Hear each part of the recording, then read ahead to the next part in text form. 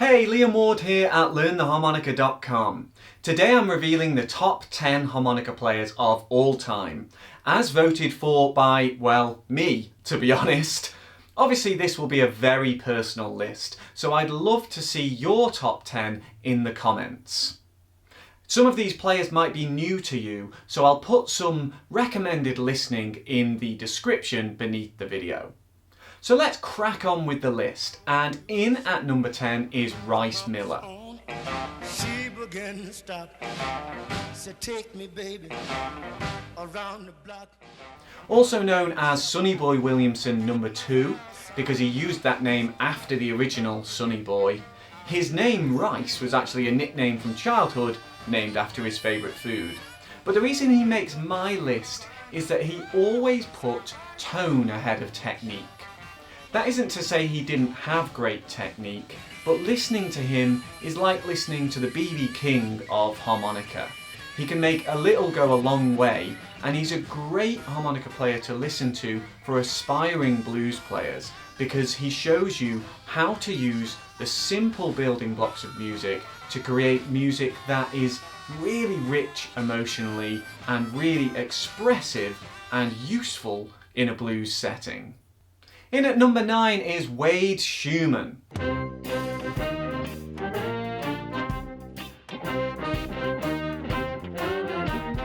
Wade plays with his band Hazmat Modine, who create musical landscapes loosely based around the blues, but also venturing into folky aspects of European music and taking you to places you might not expect to hear. His diatonic playing is quirky and very different from what you'd hear with a traditional blues harmonica player. And along with the chromatic harmonica player Bill Barrett, they've created all sorts of new places to take the harmonica to.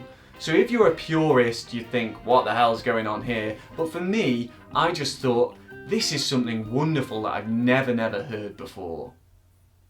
Number 8 on the list is Stevie Wonder.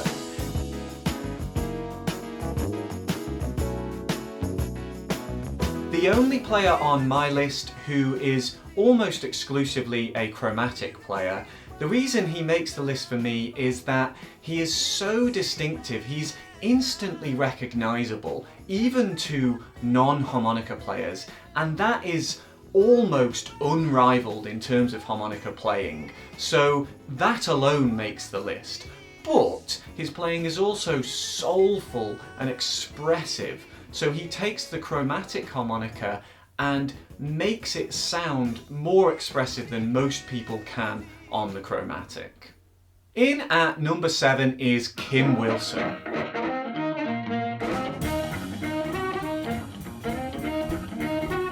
Now, Muddy Waters supposedly said of Kim that he's the best since Little Walter, which is pretty high praise indeed. And the reason I love his playing is his rhythmic choices. So he goes places I don't expect. The next phrase he's going to play starts on a beat that I don't expect it to. It starts early, it starts late, in a wonderful way. And that makes him very unpredictable.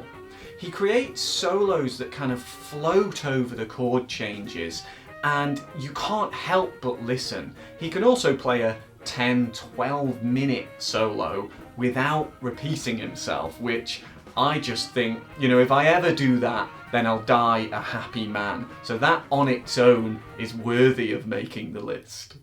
Number 6 is Grant Dorody.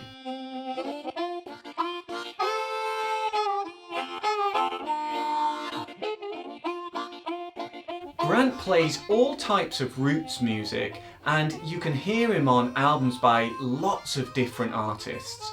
Some of my favourite playing by him, and the first time I heard him, was on an Eric Bibb album. For me, he's the perfect supporting harmonica player, because he's sensitive and he's supportive with his playing, and he always manages to shape a rich emotional palette into his solos. He doesn't overdo things, and he puts every note in there for a reason.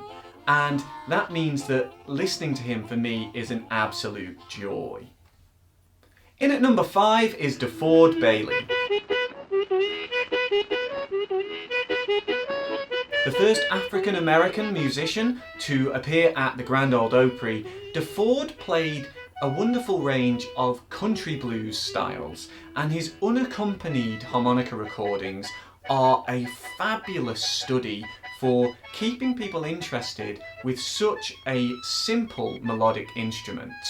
His melodic beauty, for me, has been unsurpassed. There are other great traditional players, but I always go back to DeFord when I feel I need some inspiration for just letting the harmonica play itself. In at number 4 is Dennis Groomling.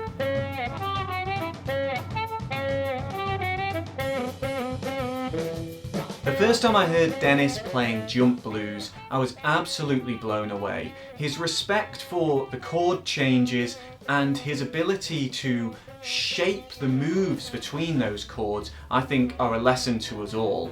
And his use of low harmonicas as well is so impressive.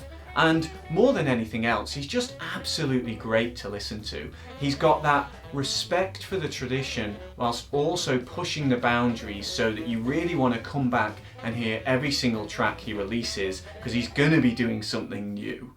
Number 3 on the list is Jason Richie.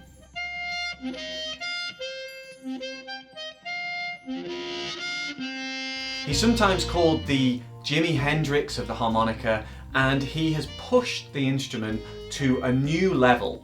He's taken the overblow technique and used it in blues and rock to create a blistering style of soloing that's got a machine gun fire sound at times, but he's also capable of extremely sensitive, emotional harmonica playing that doesn't require all of those notes. And I think that mix of abilities makes him a real force. He's inspired imitators all the world over through his YouTube lessons, and he's really changing the way that harmonica is played. Number 2 is Carlos Del Junco.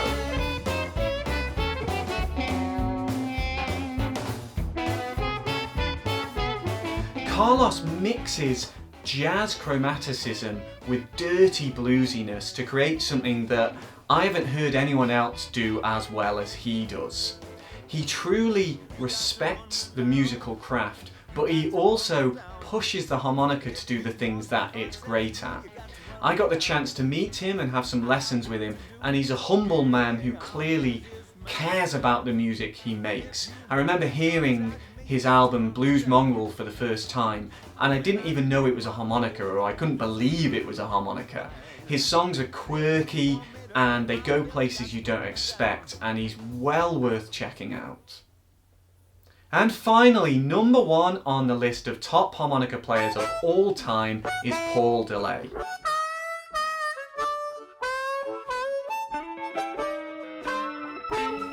Paul, for me, was the complete package.